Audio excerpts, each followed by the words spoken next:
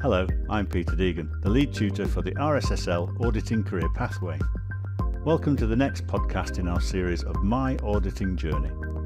These interviews are aimed at talking with auditors from across industry to gain from their knowledge and experience in auditing. This is an important part of any auditor's continuing professional development activities to learn from others. Today, I'll be interviewing Sam Huff, who's actually a member of our Lead Auditor course alumni. Sam attended one of our RSSL Lead Auditor courses about a couple of years ago and has started his auditing journey. So we thought it might be very interesting to see how Sam has got on in these last couple of years and what he's learned in auditing, particularly about the shaping of his auditing career through the course that we run. Welcome, Sam. Peter, thank you so much for having me. It's a real pleasure. Sam, perhaps you could give us a bit of an understanding about your background, your qualifications, and your current role. Yeah, absolutely. I am currently a senior QA specialist at an IMP site in Scotland, essentially a fill and finish site. And my QA journey, I suppose, started with working for a company, MSD, Merck Sharp and Dohme, down south, working on veterinary steriles. I moved into QA after about 5 years in production and quality control roles there as well, and moved to Glasgow, moved to Scotland, and joined Curia about 2.5 years ago. This very rapidly developed into me beginning to manage the supply chain quality there, being a reasonably complex operation in and of itself. Being a contract manufacturing site, we have a large number of discrete manufacturers and suppliers, all with their own demands. And of course, working with IMPs, we have differing requirements based on phase of the product as well. So for phase 1 and 2 and for phase 3.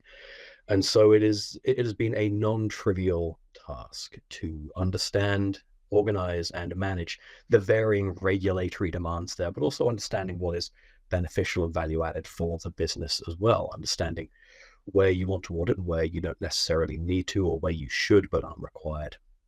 And so the impetus for me to join the RSSL course was really to broaden my understanding of how to manage an audit, how to manage an audit program, and to bring that context kind of in-house and ensure that we had those skills available to us as and when we needed them.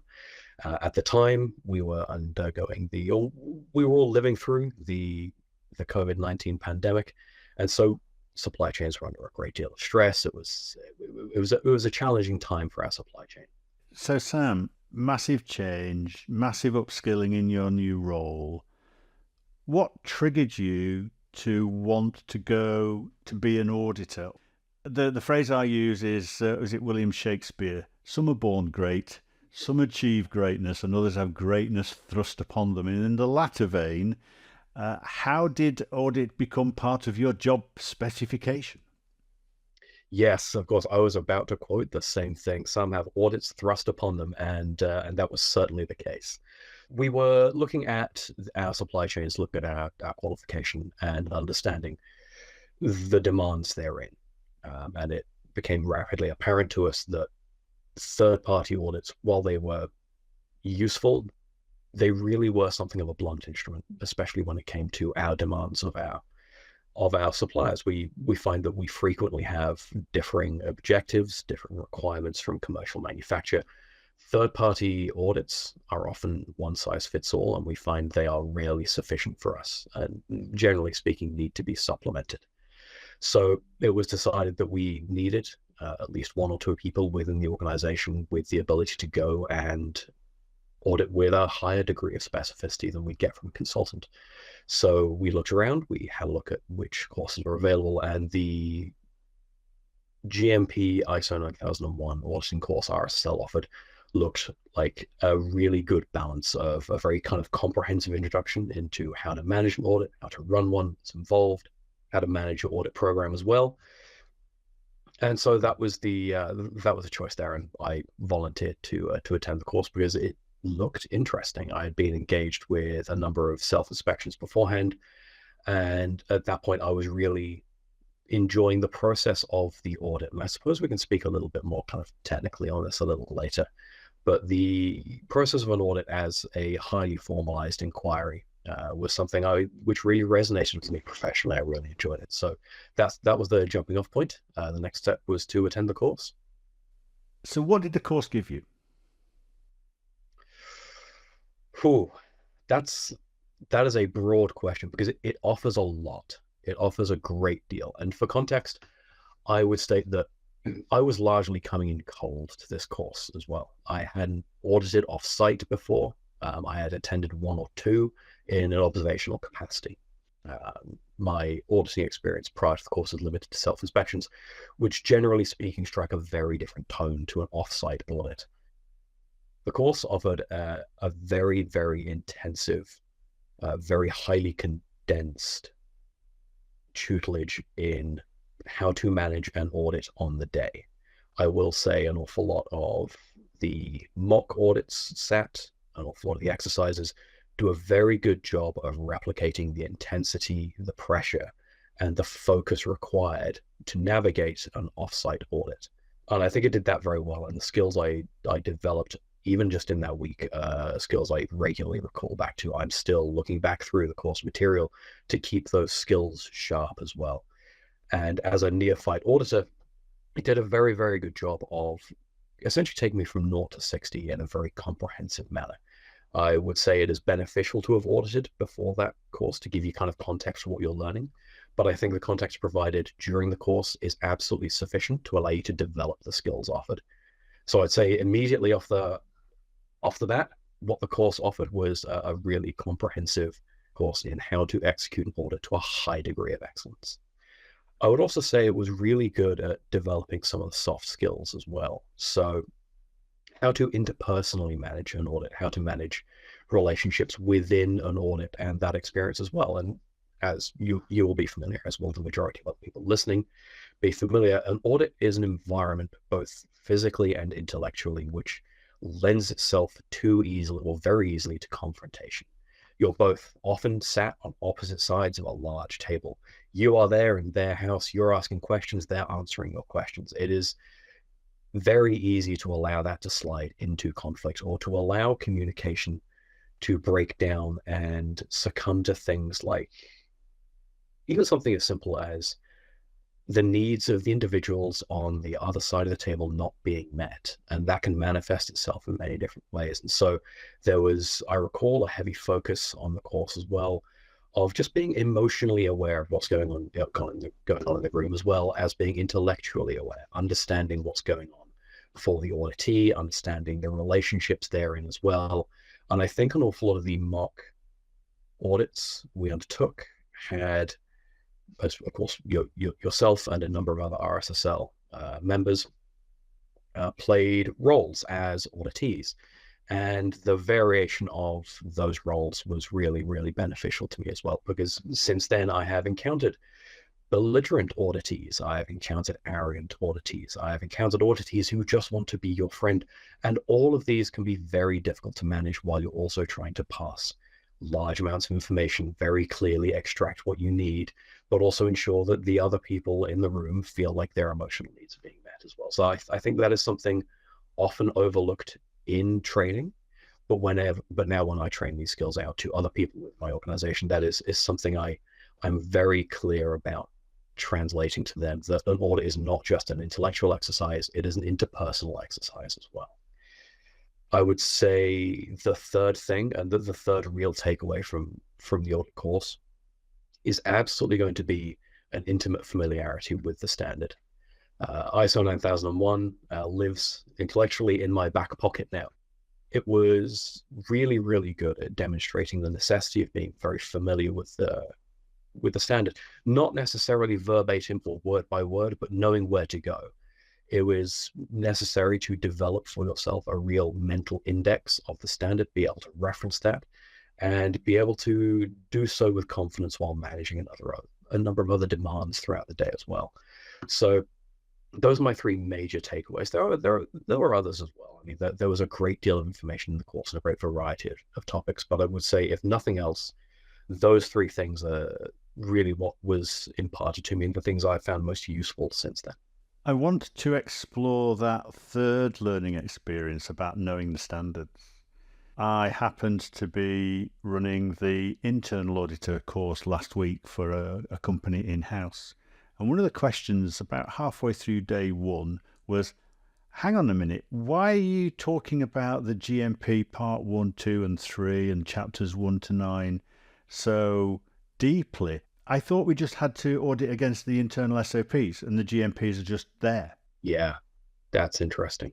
That's an interesting take. I think there is an assumption in that viewpoint that the internal SOPs will already be consistent with GMP regulatory guidance. If we break out of ISO 9001 for the time being, whenever I'm auditing a site where I expect compliance to GMP standards, it is not sufficient for me to rely upon the SOPs themselves. There are almost two tiers to the organization. You want to understand that the processes you see observed, either in simply observing people doing them or in the observation of the recorded documentation, are compliant with the internal SOPs or the internal quality standards, and that must be met. You must ensure that you're doing what you'll say you're going to be doing, but you must also, as an auditor, be aware of the fact that while you're doing that, you're also assessing your SOPs against the regulatory guidance. They go hand in hand, and one cannot exist without the other. You cannot run a batch manufacturing process directly out of Usual X Volume 4, but you also can't guarantee compliance out of your SOPs. You need to have a good handle on both. And I think that's one of the larger challenges presented, I think, to new auditors, having been one and currently also developing in that journey, is really being able to juggle both sides of that equation and understanding that what you see, while it may be necessary, is not necessarily sufficient, if that makes sense. It is necessary for compliance, but not sufficient, and you must reach back to Volume 4 or the relevant regulatory guidance as well. The way that ISO work at their third-party assessment for ISO 9001, the certifiers, there is a series of ISO guidances called the 17020 series, which is basically the procedures on how they will assess you. And what ISO assessors do, they do the audit in two stages. One is the stage 1 documentation audit, and the other one is stage 2, the conformance audit. And that stage 1 is, have you written your quality management system to meet the requirements on paper? That's how a regulatory inspector will come in. They will have the GMPs under their arm, and they will explore how you have interpreted it and articulated it in your procedures. I really like what you say. You can't run a blister line just on the GMPs, and you can't run a blister line just with SOPs, and they have to be married together and they have to be concordant, and that's where an inspector will come in. And it was very useful. At day 2, the person that had asked me that question said, I kind of get it now. You can't have one without the other, but if one is wrong, then none of it's right. It's at that inspection eye level that then you can start to drill down and look at the conformance assessment. I think that's a really cool way of putting it, if I may say. Yeah. It feels almost like when you're looking at this sort of thing, you're assessing really the processes, you're assessing the objective evidence married to that process, and you're doing that through the lens of the regulatory guidance. Like, that's really what resolves that for you. It can be a challenge. And just calling back to the course itself, I think something that really stood out for me is how intensive that process can be when you're conducting that inquiry several layers down across an entire quality management system. And the course for me, I think, did a very good job of introducing the intensity of that and helping you learn to navigate that in a space where it is absolutely safe to fail. I liked what you said at the beginning, where you said, I'm in their house, it's a big table, and we're interacting together, and it's a high bandwidth, high intellect process. And the way that we teach our delegates on the courses is it's not a memory test, it's an application of the requirements. But you need to have that mental quickness.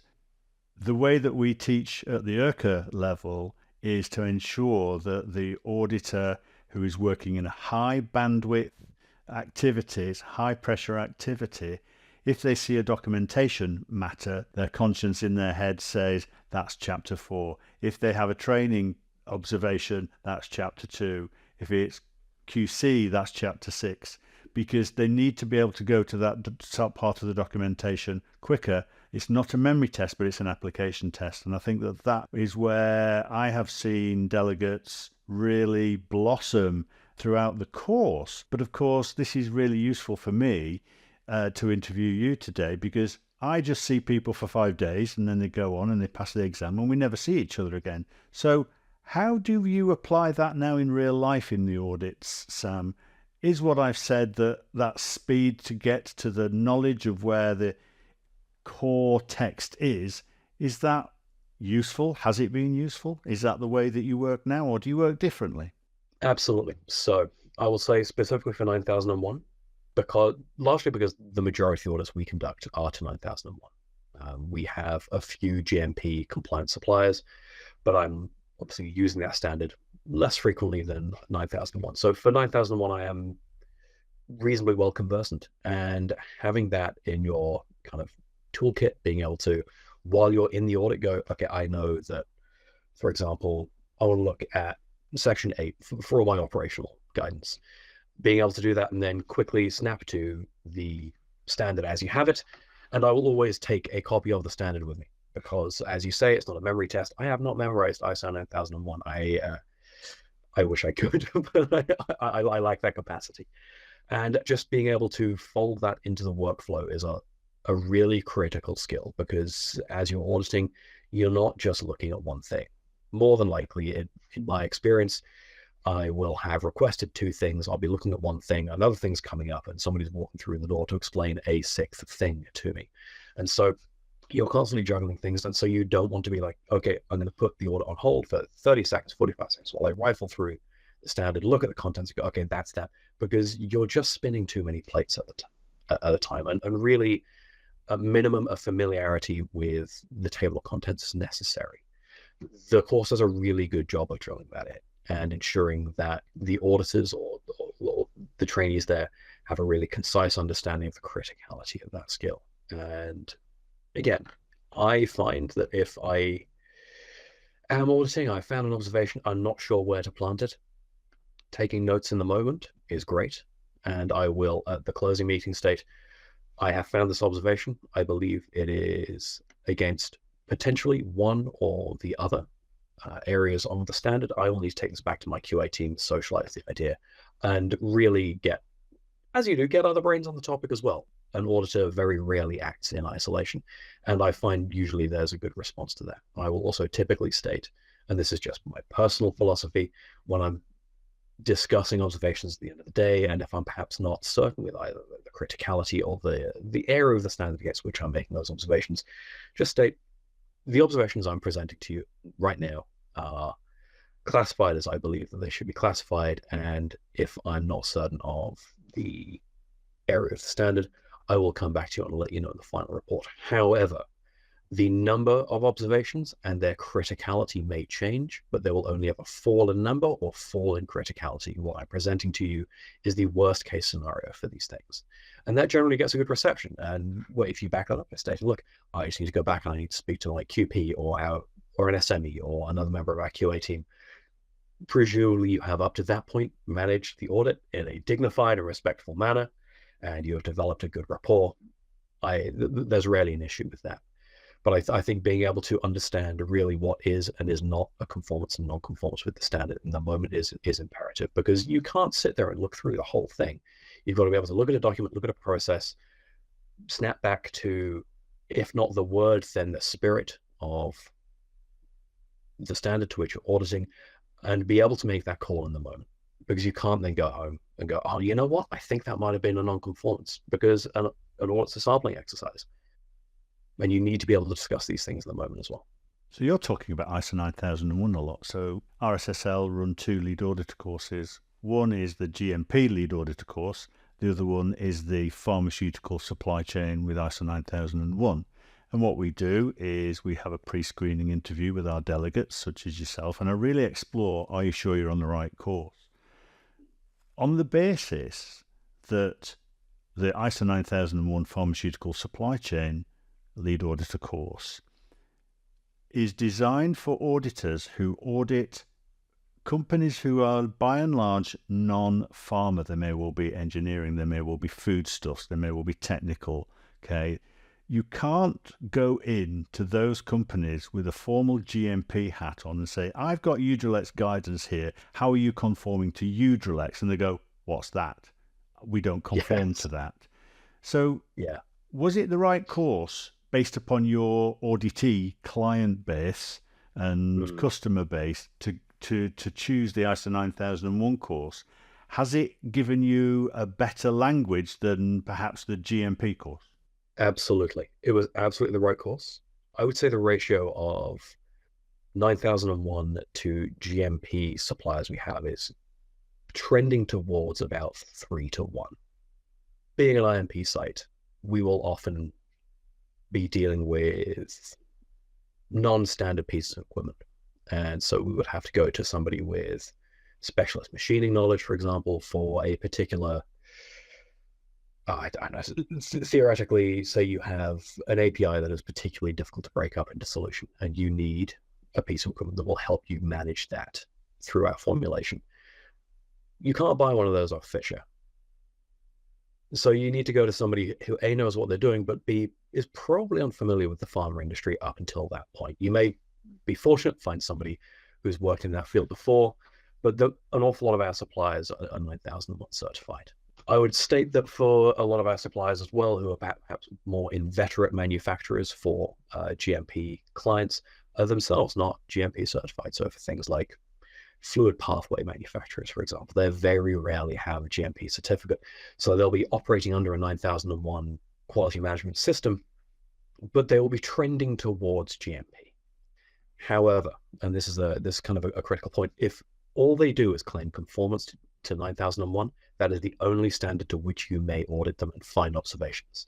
You cannot go and say, okay, I know that you guys only worked on 9001, but I work to GMP, and so that makes me kind of a big deal, so I'm going to work to GMP, and you guys can just follow that. It's A, says completely the wrong tone, and B, just does not return value on the audit at all. So I'd say for me, yes, it was the correct course. It's allowed me to, A, very rapidly develop a very sharp set of auditing skills. B, it was the correct context in which to learn those skills for the ISO 9001 certification. And C, the skills learned there I've been then able to apply to GMP, where you are auditing against Volume 4 or perhaps CFR regulations as well. So it was the correct course for me.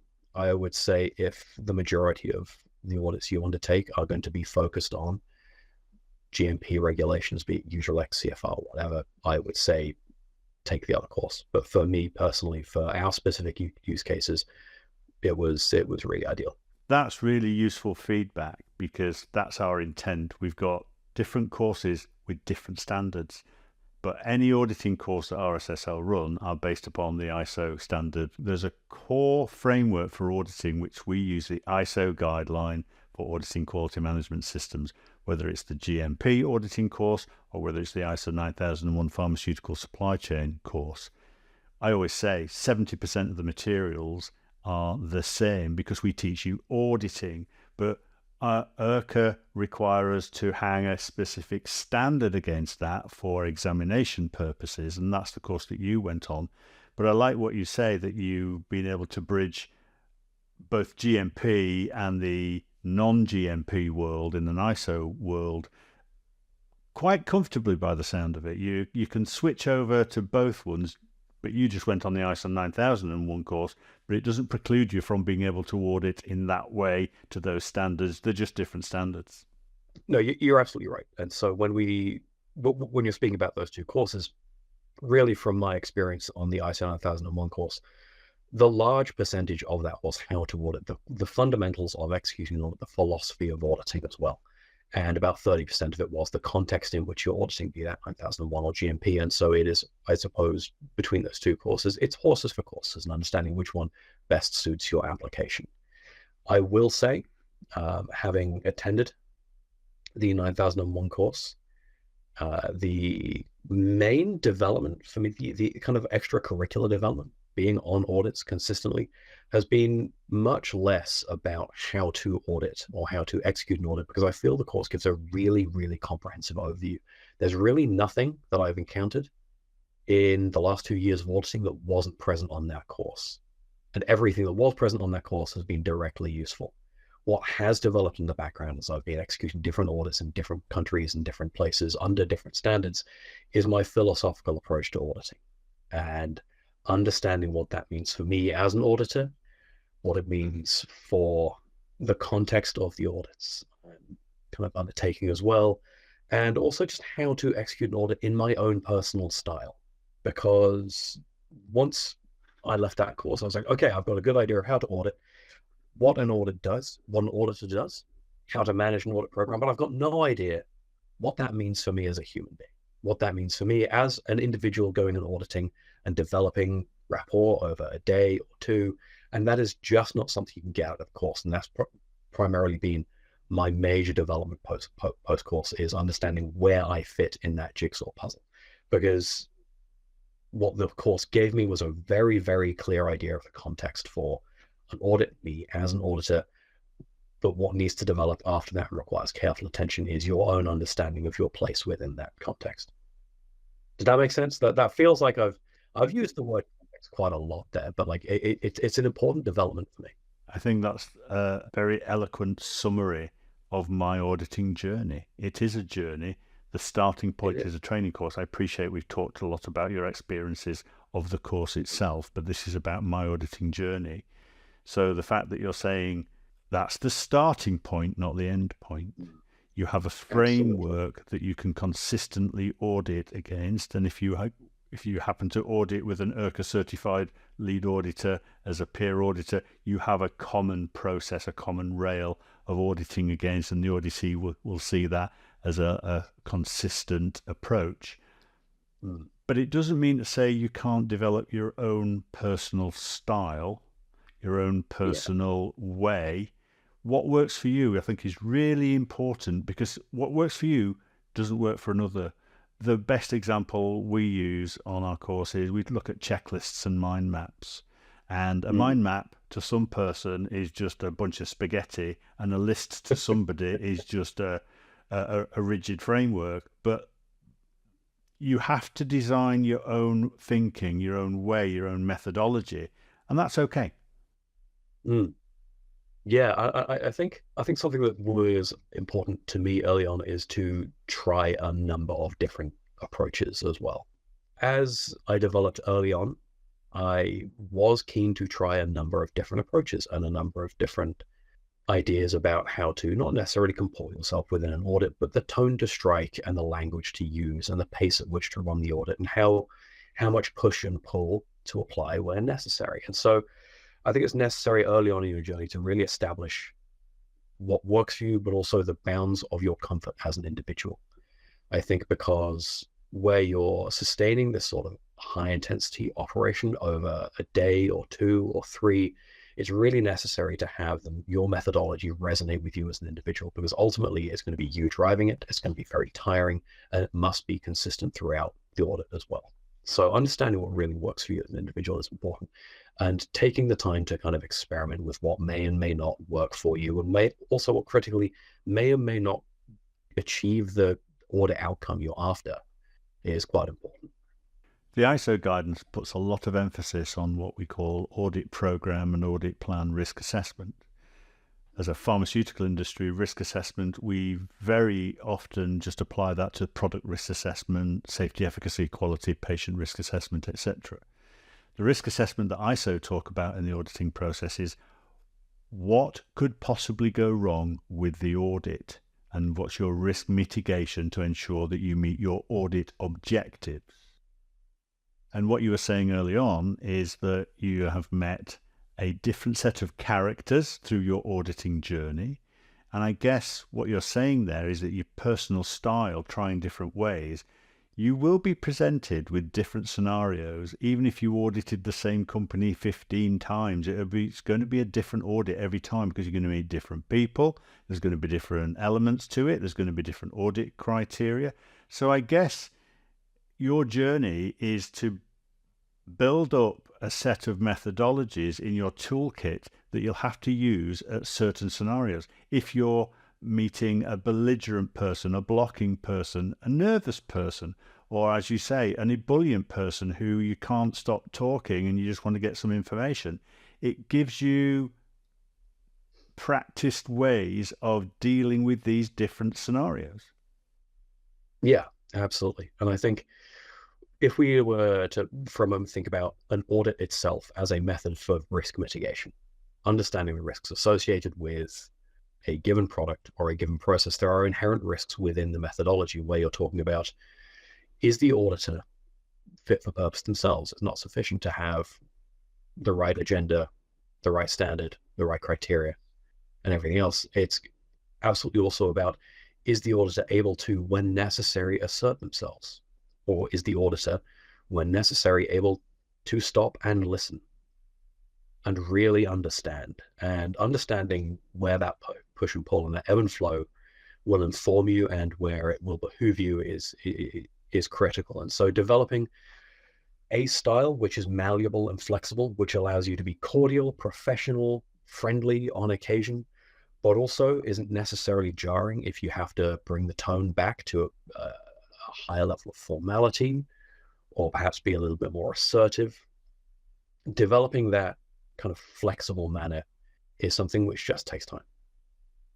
So, Sam, what is the most challenging audit you've experienced since you started your auditing journey? That's a very good question, because I think challenges in that sort of environment can present themselves from very different angles. If it's all right, I'd like to discuss two examples. One where there was a real interpersonal difficulty that was very challenging to overcome throughout the day and was a consistent kind of ground note for conversation and communication. And that was very challenging to work through, and it remains something I'm still learning from. And there is a second where the greatest risk was me, for reasons we'll discuss when we speak about the second one. So the first example I think is germane to the conversation is an issue I had with communication attending a supplier's site. Communication up to that point had been cordial and friendly, and I was setting up the tone of the audit to follow suit. Cordial, friendly, relaxed, which is generally my approach anyway. I find you catch more flies with honey than vinegar in that regard. And as the morning progressed, even from just the very early welcome to the site meeting, there developed a real undertone of not necessarily confrontation, but a real feeling that the audit host needed to be recognized as the expert in auditing, which was very interesting, especially as I was the auditor in the room. And I will state at this point, my philosophy is that the auditor is never the most important person in the room. You're in somebody else's house, take off your shoes, treat them with due care and respect. And it was very, very unusual for me. There were points throughout the day where I had to raise observations, because it is also part and parcel of my philosophy that where I identify something which may be an observation or a non-conformance, I will raise it then and there, and we will discuss it on the spot. I'd say 60% of the time, that conversation leads to an identification of the reason why it's not a non-conformance. Okay, it's codified somewhere else. It's fine. And that's the way communication should flow. You should be open. Nothing should come as a surprise at the closing audit. But every time I raised something and said, okay, I just want to have a discussion about this, we had the discussion, and the flow of information was almost entirely one way. And while the audit host could see that obviously I was trending towards potentially saying that, okay, this may be an observation against the audit's criteria, the conversation almost entirely resolved around, here is why this isn't an observation, and you would know that if you were as experienced an auditor as I was. Which is challenging. I will also state that I am early in my career. I'm in my early 30s.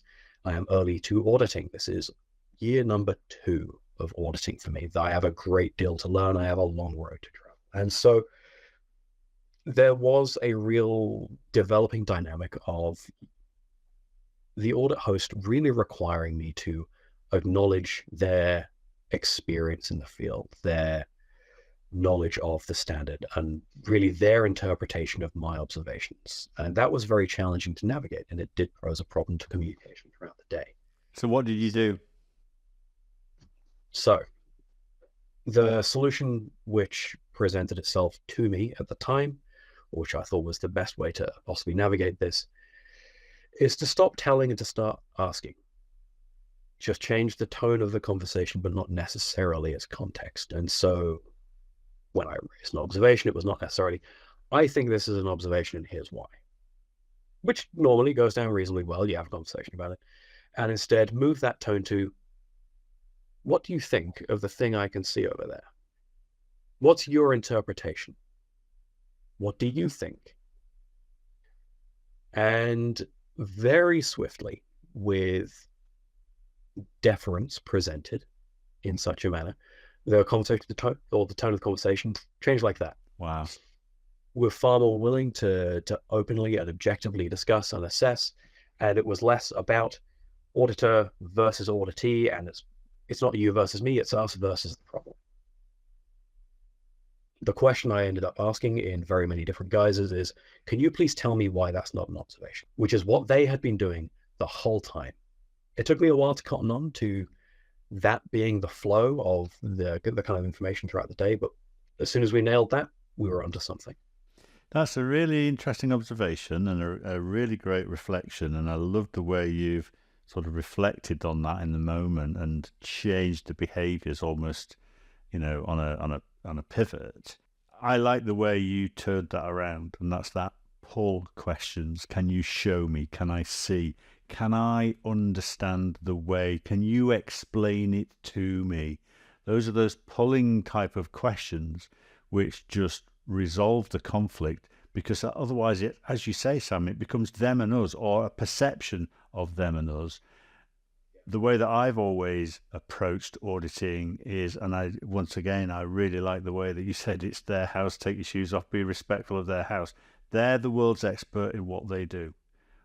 You're not there as an auditor to go in to be an equal expert. All you're assessing is, here's the requirement, is it conforming? Yeah, absolutely. And every audit I conduct, I try to make that clear with my inquiries that I need you to help me understand what you're doing. I am not the SME, you are. If I was the SME, I would be doing your job, but I'm not. I would be manufacturing, but I'm not.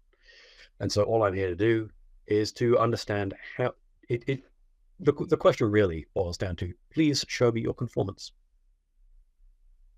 That's all I'm asking. And so calling back to that previous example, while the question I was asking was the same, was like, when I made that observation, the first time around I made that observation, I said, I think there's an observation that I'd like to make about the thing I'm seeing over there. Can we have a discussion about that? Is not the same question as, can you please tell me why that conforms? Can you please explain to me how that fits into the structure of your conformance to the standard? One is a threat of an observation. One is a perfectly benign inquiry. And that's also part of my own personal development, is understanding how to phrase these things correctly. Because I do also find in some audits that what the audit host wants is, if you see an observation, tell me it's an observation and we'll talk about it. And they want the immediate maximum data flow possible. Whereas you do require on occasion to handle those subjects a little bit more softly, and rightfully so. I would say an awful lot of people, when you are auditing and you're being shown around by the SME, the reason they're the SME is because they are invested. They understand, they have a deep institutional knowledge. They are assiduous with their work. They understand what they're doing. They love it, and they want you to love it too. That's why they're the SME. That's why they're in charge of the thing. And so you need to respect their passion for what you're looking at as well. And understand where they're coming from, or how they are describing, how they cut up their world. You and I have talked about Persig's knife, about people cut the world up differently, and you have to go in and cut that world that you're seeing into a meaningful, contextual an unmutually understandable way of dialoguing. Absolutely. And I think this also reaches back to taking off your GMP hat with regards to ISO 9001 as well. Because GMP QMSs tend to follow a certain structure. ISO 9001 QMSs tend to be a little bit more varied in their structure as well. And so 9001 talks an awful lot about risk assessment as a real core fundamental for the standard. And so it is not uncommon for me to look at two different QMSs on that account. And risk assessment is an integral part of every single SOP, or it's its own SOP. And so understanding how the quality management system functions and how it's compartmentalized in a manner that works for the institution you are auditing is also critical. You can't walk in with a real preconception of, here is the structure I want to see in support of 9001. All you can go in and really question is, how does the structure I'm looking at support what I need to see? And you're right, it's about how we compartmentalize things differently, how we understand and put the world together differently as well. It is a non-trivial problem to solve in one day when you're looking at when you are conducting the audit itself. And so that's been an ongoing development for me as well post the course. What was your second example? I will talk about an audit I was conducting in Eastern Europe. I had gotten up at 6 a.m. to catch my flight. I flew to a connecting airport. I had 40 minutes to traverse the entirety of that airport and missed my plane by five minutes. And the next plane was not until, I want to say, 7 o'clock at night, at which point I took the plane. It was a couple of hours flight. I landed at the airport, and at that point, I still then had to drive across the country. And so I was driving on the wrong side of the road in a country I'd never been to. I could not read the road signs. I'd been up for, I think, about 20 hours at this point. And full transparency, I had to call my wife from the car and say, look, I cannot safely drive to the hotel I need to be at. Can you book me somewhere between here and there that I can just park the car at so I can get some sleep so I can drive safely in the morning? And God bless her, she did. I am a privileged man to know my wife. And so I got about 4 hours sleep after that. Got up at 6, drove to the facility for 8, and started an audit on 4 hours sleep after being awake for 20, which immediately compromises your faculty as an individual, but also your capability as an auditor. And so the question here is, how do you balance that risk? You need that audit. You need to understand the processes going on within that building. You need to understand that what you're purchasing from that company is compliant with your needs, but also the standards, the relevant standards. And how do you balance that need against you yourself as an auditor being capable of undertaking that? Because none of us want to, in a professional capacity, really go, no, I've got to tag this one out. I can't do it. Especially when so much rides on that, when you're the only person there and there's a considerable investment. And so managing that risk is something you really have to do in the moment. And so there was a point during the audit where I said, look, these are the circumstances under which I'm auditing. Can we please potentially extend this into tomorrow morning? So I can slow down, I can be more deliberate, I can be more methodical, and exceedingly graciously, my audit host said, yep, that's absolutely fine. We'll slow it all down, come in tomorrow morning at the same time, get some good sleep, and we'll go through whatever else you feel you need to clarify. And so that day dropped from a high intensity, low rest sort of scenario to matching the workflow to the resources I had available personally. And so you could pick off the low hanging fruit, what I felt capable of doing on the day, and then came back and dealt with the more complex issues the following day. And that was another challenging audit, not because it was difficult to audit, but because it required me to really understand my own capacity and self-manage in that regard as well. I really resonate with that example. I'm going to give you a couple of examples which are very similar. But the core is we are human beings. When I was 27 and I went on my first audit, it was a adventure, and I had high adrenaline and high energy and youth on my side in that regard, and I was able to do that. Nowadays, I look after myself, and a good colleague of mine many years ago when I first started in the pharmaceutical industry, he was a seasoned auditor back in the 70s and 80s, and he flew around the world, and he said three things. He said, never stand when you can sit, never sit when you can lie, and if there's a bathroom, use it now. That last note really resonates.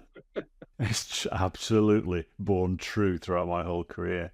I had a very similar experience, whereas I was actually a contract auditor, so I, had a very clear time scale to meet, where I was flying to Germany, connecting through Frankfurt to Stuttgart in July, flying from my local airport, Manchester, and there were thunderstorms over Frankfurt, so my outgoing flight got delayed 7.5 hours. I arrived in Frankfurt at 10:15 p.m. at night. The Stuttgart flight had closed. I had to go to Frankfurt Main railway station. Can't speak a word of German. Fluent French speaker, but no German. With thank goodness for Google Translate and the graciousness of some German people who spoke English on the platform to help me buy a ticket. I got the train to Stuttgart. I arrived at 2 a.m. in the morning. Got a taxi to the hotel that I'd booked. I'd had to pre-ring the hotel to say, please don't lock up. And I had no suitcase, no luggage or anything. I got to sleep at 4 a.m. in the morning, and at 7:30 a.m. I turned up to site in the clothes that I'd travelled on with about 1.5 hours sleep, and I had to do a 2-day audit, and it took a day and a half for my clothes to arrive. They were very gracious. It happens. This is what I always say about the risk mitigation for your audit plan. Go there a day early. If it's such a tight connection, etc. The other experience I have is long haul. I live in the UK, so West Coast America is 8 hours. Japan, China are 8 hours, 9 hours. Australia's 13 hours. When you start to audit in Japan at 8 a.m. in the morning, it is midnight your body clock time. You're doing night shift. Look after yourself. Don't exert yourself beyond your capability as a human. Don't bravado it, and plan your travel to make sure that your health and well-being is also verified and assured. More than anything, because I think you make a really good point, is that how efficient were you that first day? Not at all. Absolutely not. No, it was like swimming through treacle. Yeah. It was absolutely dreadful. Oh, I've got so many experiences of that, and I learned to ensure that the journey and the return are equally as important as planning as the audit itself. Yeah, I would say sound advice as well is don't work on the way out. Don't sit with your laptop in the airport. It is, for me personally, traveling in that manner is inherently stressful. And just because you're not being immediately productive doesn't mean you're not expending energy, doesn't mean you're not exerting yourself, doesn't mean you're not taxing yourself. I totally support that. Not only is it about confidentiality, but also as well, during the audit itself, during the travel, you are operating at a high bandwidth, and you can't operate 8 solid hours at that bandwidth and then do 4 hours on the train or the plane home. Also as well, you need that sort of refractory period to reflect on what you've seen in your short-term memory, let the memory code itself into your brain. Yeah, I agree. I've often found the impression I have of either a QMS or a manufacturing process or what have you is clearer the following day or 2 days than it is in the facility, because at that point you've been able to understand it in context, and really you've allowed those memories to consolidate into one lump rather than several different short-term clips. And I think you're absolutely right that allowing yourself to stop, to rest, to let your brain work as brains do, as kind of wet hardware. And I think there is an expectation on occasion that where you're undertaking something so formalized and regimented and structured, that your brain should follow suit. And it does not. Your brain is a wet, messy, chaotic thing. It cannot always be trusted. It is fallible, and it requires to work in several different ways. On occasion, you do need to just stop and let it do its thing. And consolidation of memory, frequently overnight through REM, etc., is really how we foment understanding of our experiences. And so rest as part of the execution of an audit is often overlooked, but it's crucial.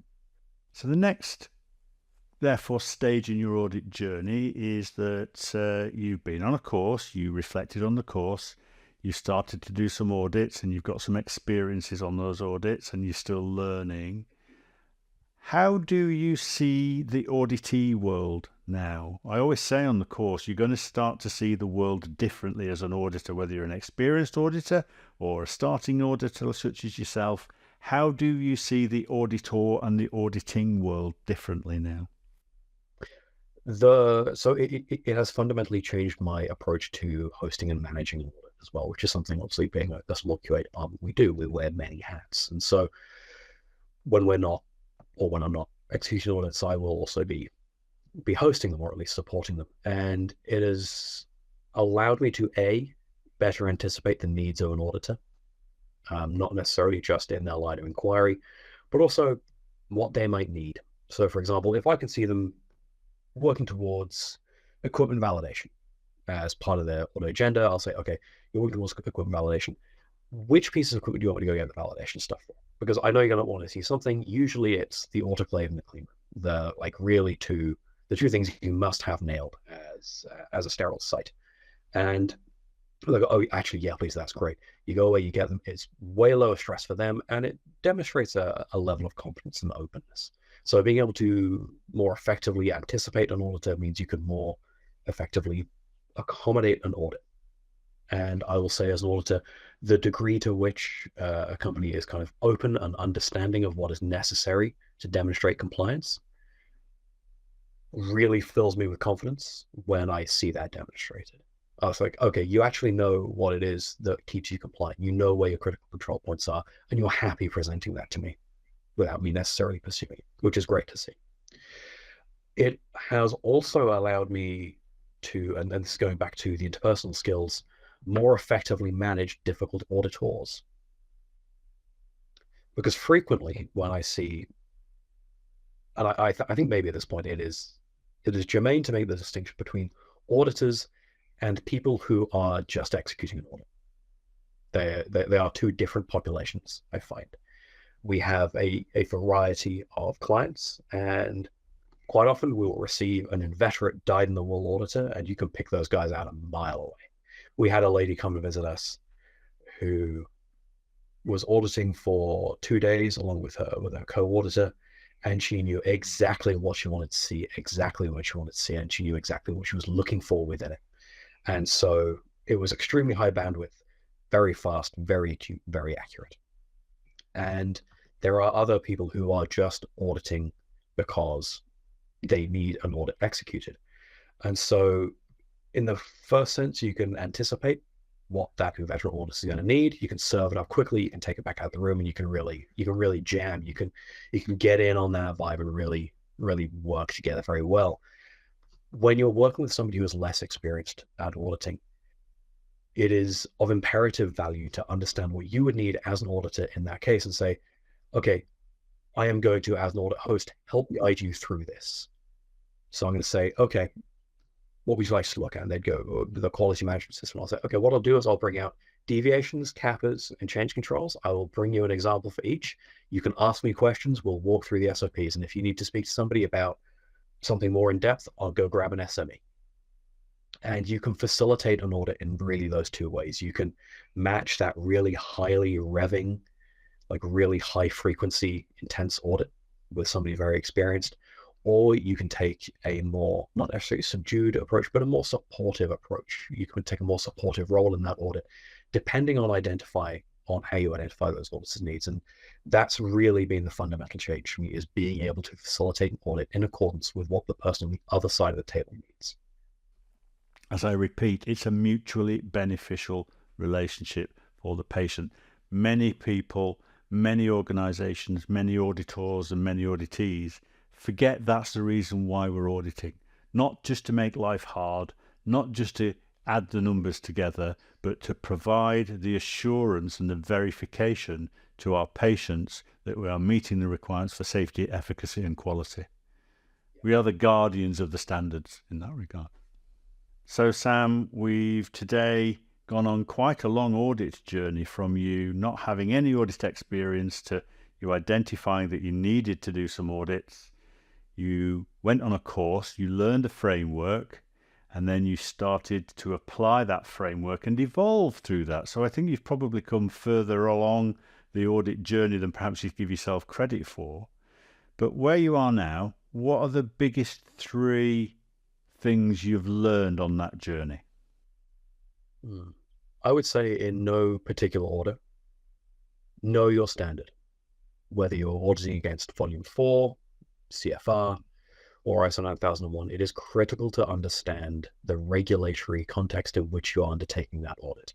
You need to be able to look at what's in front of you within the organization, within the QMS, and be able to map that back upon your standard.